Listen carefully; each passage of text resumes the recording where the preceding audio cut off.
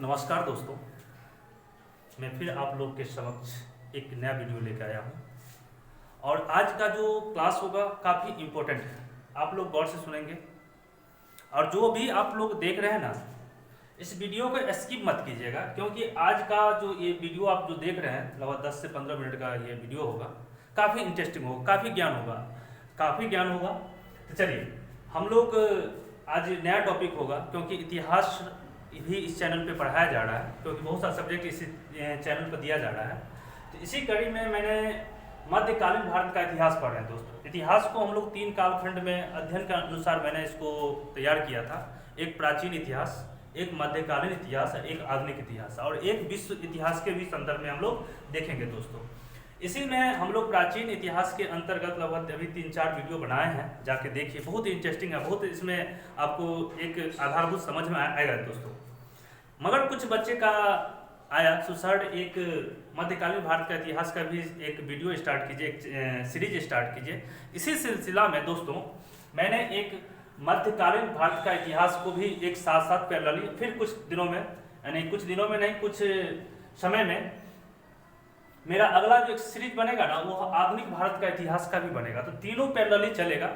इसमें तीनों सीरीज में 1 बाय 1 हम लोग वीडियो डालेंगे और काफ़ी इंटरेस्टिंग होगा दोस्तों। चलिए, समय को नहीं लॉस करते हुए चलिए, मध्यकालीन भारत का इतिहास को 3 भाग में बांट दिए गए हैं, प्राचीन, मध्यकालीन और दोस्तों आधुनिक भारत का इतिहास।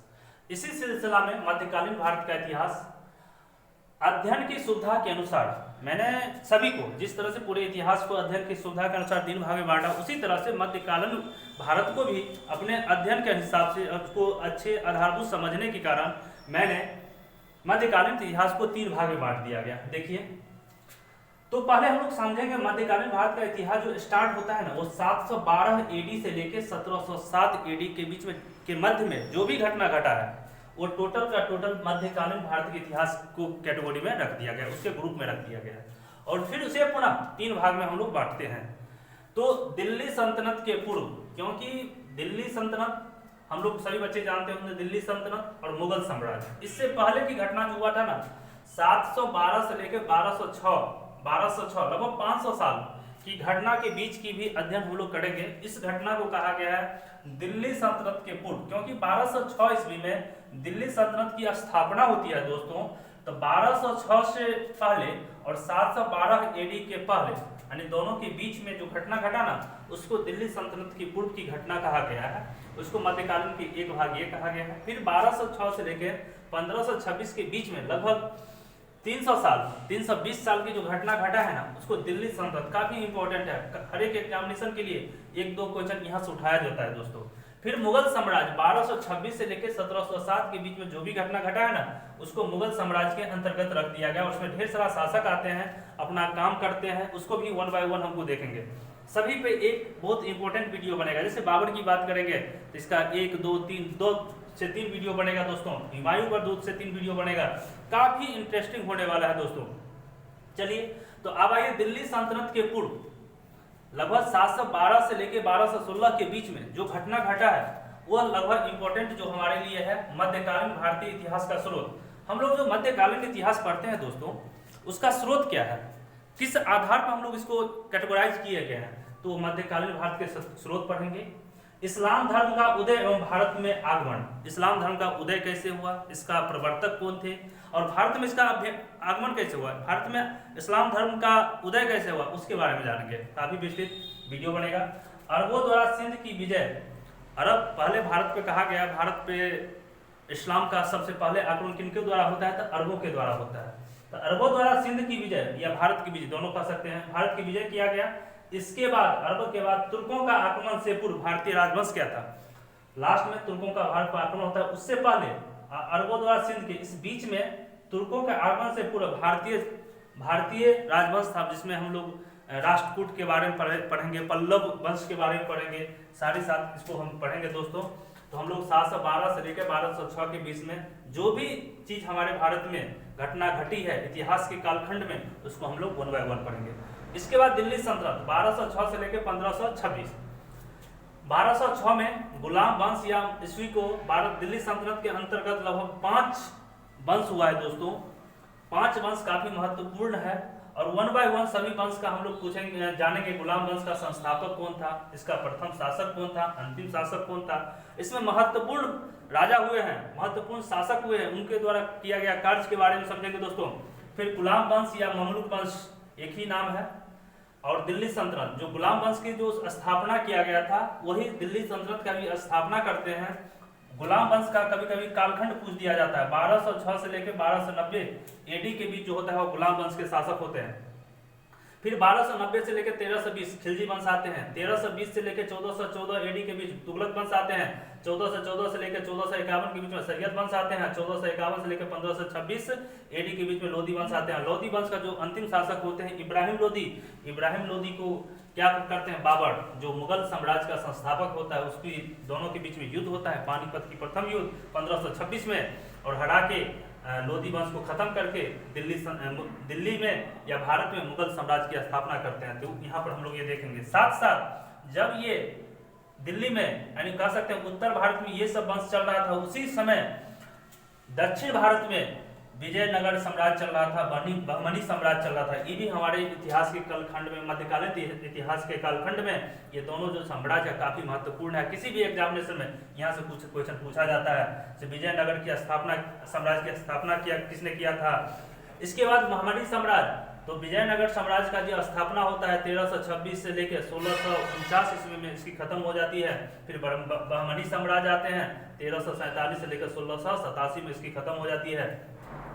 फिर दिल्ली सल्तनत के अंतर्गत विभिन्न वंशों का प्रशासन व्यवस्था देखेंगे। जैसे दिल्ली सल्तनत में आया है तो सभी वंश ने अपने अनुसार शासन व्यवस्था को लागू किया था। शासन व्यवस्था किस प्रकार से था उसकी भी बारे में हम लोग अध्ययन करेंगे दोस्तों। मैं वीडियो के बीच में बोल रहा हूँ, आप लोग क्या करते हैं, वीडियो को जब देखते हैं ना तो पूरा नहीं देख पाते हैं। पूरा देखिए। आप वीडियो से कुछ ज्ञान लेना चाहते हैं, एग्जामिनेशन में अच्छे मार्क्स लाना चाहते हैं, इतिहास को समझना चाहते हैं, तो आप वीडियो को पूरा देखिए, एक प्रॉपर नोट बनाइए। और हो सके तो कभी कभी कि हमेशा सभी जितने भी वीडियो जब डालता हूँ उसका स्क्रीनशॉट लीजिए और एक प्रॉपर नोट बनाइए। और मैं एक बार और महत्वपूर्ण बात आप लोगों से कहेंगे, हार्टली रिक्वेस्ट है, जितने भी वीडियो बनता है ना और वीडियो देखते हैं उसको सब्सक्राइब कीजिए और साथ साथ शेयर भी कीजिए। चलिए, तो मुगल साम्राज्य हम लोग 1526 में स्टार्ट होती है, 1707 तक चलती है। इसमें भी बहुत सा इन्हीं का एक मुगल साम्राज्य का जो संस्थापक होता है बाबर, इसी का परिवार के सभी सदस्य होते हैं, 1 बाय 1 चलते रहते हैं। तो बाबर आते हैं 1526 से लेकर 1537 के बीच में शासन करते हैं। इसके बीच में बहुत सा युद्ध होता है, सारी युद्ध के बारे में डिस्कशन करेंगे। तो बाबर द्वारा जो महत्वपूर्ण भारत में कार्य किया गया है, बाबर कहाँ का रहने वाला था, कहाँ का इसके पहले शासक था, इसके पिताजी का क्या नाम था, बाबर ने भारत पर कैसे विजय हासिल किया गया, सारी बात को हम लोग अध्ययन करना है दोस्तों। बाबर पर एक महत्वपूर्ण 1 से 2 वीडियो बनेगा, उसको आप लोग देखिएगा। इस पर बाबर का पुत्र हुमायूं होता है जो 1530 से लेकर 1556 तक भारत में शासन करता है। मगर इसी में क्या होता है, सूर्यवंश के शासक शेरशाह सूरी ने हुमायूं के साथ एक युद्ध करता है, 2 युद्ध करता है, दोनों युद्ध में पराजित होता है हुमायूं और अंततः 1540 में वो भारत छोड़ के भागना पड़ता है। 1540 से लेकर 1555 तक सूर्यवंश के शासक जिसमें महत्वपूर्ण होता है शेरशाह सूरी और उसके वंश के ढेर सारा शासक होते हैं, वो 1540 से लेकर 1555 तक भारत में और खास करके दिल्ली क्षेत्र में वो शासन करते हैं। उसी बीच में क्या होता है, फिर 1555 में फिर हुमायूं आ जाते हैं दिल्ली और मात्र 1 साल के अंतर्गत इसकी मृत्यु हो जाती है हुमायूं को। इसलिए 1530 से लेकर 1556, इसी बीच में 1540 से लेकर 1555 तक इसी बीच में सूर्यवंश का शासक अपना शासन व्यवस्था करते हैं। फिर इसके बाद होते हैं हुमायूं का जब मृत्यु हो जाता है तो अकबर राजगद्दी पे आते हैं और इसका 1556 से लेकर 1605 तक अपने शासन व्यवस्था को लागू करते हैं। कहा गया है कि मुगल साम्राज्य का जो सबसे अच्छा शासक के रूप में या स्वर्ण काल कहा गया अकबर का शासन काल था दोस्तों। इसके बारे में काफी अध्ययन करेंगे, अकबर की पूरे जो हमारे भारत में जो शासन व्यवस्था किया था उनके द्वारा क्या क्या परिवर्तन किया गया था, क्या भारतीय संस्कृति में इसकी क्या देन है, क्या सारी बात पॉजिटिव नेगेटिव सारी बात करेंगे अकबर द्वारा। फिर अकबर के पुत्र जहांगीर होते हैं, वो 1605 से लेकर 1727 तक भारत में शासन व्यवस्था को लागू करते हैं, चलाते हैं। फिर शाहजहां होते हैं, शाहजहां के द्वारा भी भारत में विभिन्न कार्य किया गया है, बहुत सा स्थापत्य का निर्माण किया गया है, सारी चीज देखेंगे। तो 1627 से लेकर 1658 और मुगल साम्राज्य का जो अंतिम शासक औरंगजेब को माना जाता है वो 1658 से लेकर 1707 तक। फिर इसके बाद क्या करेंगे, इसके बाद और वंश होता है, मगर कहीं न कहीं औरंगजेब के बाद मुगल वंश का जितने भी शासक होता है कहीं न कहीं कुछ कमजोर होता है। तो क्या होता है, वहां से इसकी जो साम्राज्य मुगल साम्राज्य का जो है पतन होना शुरुआत होता है और अंग्रेजों का वहां पर आगमन शुरुआत हो जाती है दोस्तों। तो धीरे धीरे इसके बाद मुगल साम्राज्य के बाद तो हम लोग आधुनिक भारत का ही इतिहास को पढ़ेंगे, तो सारी बात को देखना है दोस्तों। फिर मुगल साम्राज्य का प्रशासन एवं शिक्षा साहित्य से संबंधित मुगल साम्राज्य के बारे में देखेंगे, किस तरह से ये शासन व्यवस्था चलाता था। तो दोस्तों मैं आशा करता हूँ मैंने आपको मध्यकालीन भारत के इतिहास के संदर्भ में जितने भी वंश था और जितने भी साम्राज्य निर्माण हुआ था मैंने कोशिश किया बताने का। आइए इसी को देखते हुए मुझे लगा इससे संबंधित 4-5 इंपॉर्टेंट क्वेश्चन, फिर इसको देखेंगे 4-5 क्वेश्चन हर एक कहीं ना कहीं एग्जामिनेशन में पूछा जाता है। तो मध्यकालीन भारत के इतिहास से संबंधित कुछ महत्वपूर्ण प्रश्न। पहला, मोहम्मद बिन कासिम ने सिंध या भारत, पहले भारत का ही क्षेत्र था बट वर्तमान में सिंध जो है ना पाकिस्तान में है, तो मोहम्मद बिन कासिम ने सिंध भारत पर कब आक्रमण किया था? तो 712 AD में अरबों के द्वारा प्रथम आक्रमण था, इसलिए 712 से स्टार्ट हो जाती है मध्यकालीन। जो ही भारत में ना मोहम्मद बिन कासिम 712 AD में आक्रमण करता है ना, तो उसी के साथ हमारा मध्यकालीन भारत का इतिहास स्टार्ट हो जाती है। तो मोहम्मद बिन कासिम ने सिंध भारत पर कब आक्रमण किया था? तो 712 AD में, और सिंध को विजय कर लेता है। बट एक बात और दोस्तों मैं बताता हूँ, तो सिंध को तो विजय कर लिया बट वह राजनीतिक सत्ता को हथियाता नहीं है, फिर किसी वहीं के शासक को लोकल शासक को वह दे देता है और उसके बदले में कर के रूप में वह उछलता है सिंध जो मोहम्मद बिन कासिम होता है और चला जाता है। फिर आइए अगला पॉइंट, मध्यकालीन भारत के इतिहास के अंतर्गत भारत में किसने सर्वप्रथम राजनीतिक सत्ता को स्थापित किया था? तो वह तुर्क ने किया था दोस्तों। किसने किया था? तुर्क तक। यदि हमसे पूछा जाए तो आक्रमण सबसे पहले कौन किया था? तो 712 AD अरबों के द्वारा, मगर भारत में राजनीतिक सत्ता का मतलब कि शासक बन गया, राजा बन गया, सुल्तान बन गया, वह तुर्कों ने किया था।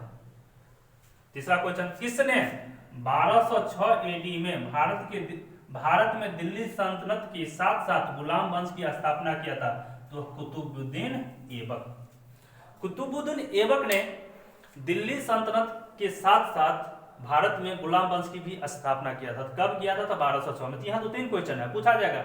सो दिल्ली सल्तनत की स्थापना कब किया गया था? तो 1206 में दोस्तों।